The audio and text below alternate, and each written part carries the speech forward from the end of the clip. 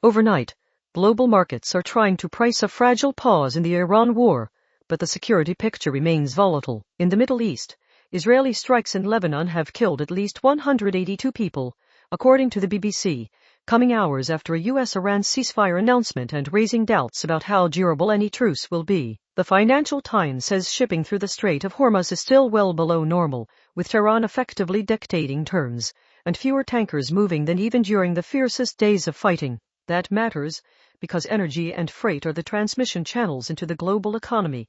The FT reports U.S. oil exports are set to hit a record as Asian buyers race to secure supply, while the broader disruption is renewing debate about the dollar's resilience, with the paper arguing the conflict has exposed vulnerabilities in the currency's dominance. In Washington, President Trump has issued fresh threats toward Iran even as his own ceasefire framework is tested, and he has also criticized NATO after what the alliance chief described as a very frank meeting, according to the BBC. The strategic takeaway is that allies and markets are being asked to navigate heightened uncertainty in U.S. signaling at the same time as conflict risk remains elevated. On the technological revolution front, there is a major space milestone. The BBC reports the Artemis crew is returning to Earth with extensive lunar discoveries and data. While not directly tied to artificial intelligence, the downstream impact is clear.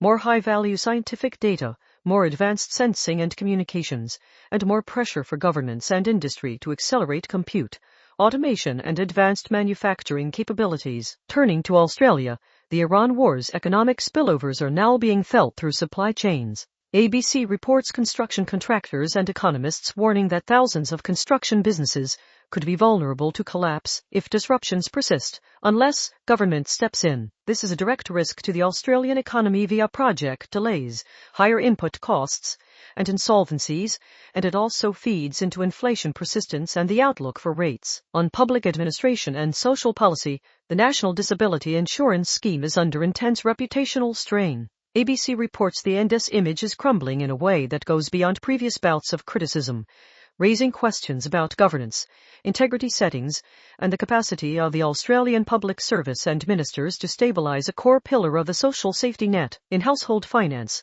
ABC reports super fund members claiming they were misled after an investment option marketed as offering choice and flexibility was shut down with limited notice, leaving members less than 2 months to sell assets. Expect scrutiny on disclosure, trustee decision-making, and whether regulators see a broader consumer protection issue. In federal politics, ABC highlights a sharp contrast in coalition leadership tone, comparing Liberal leader Angus Taylor and Nationals leader Matt Canavan in their reactions to Trump's rhetoric on Iran. Separately, The Guardian reports the Albanese government's long-awaited gambling advertising reforms have been criticized as timid and were released just before the Easter long weekend, prompting questions about policy ambition and political timing. Finally, on local conditions, far north Queensland is again on alert. SBS reports record-setting tropical cyclone Mela is tracking toward a region still recovering from Cyclone Narelle weeks ago, with flooding risk front of mind. That has immediate implications for emergency response,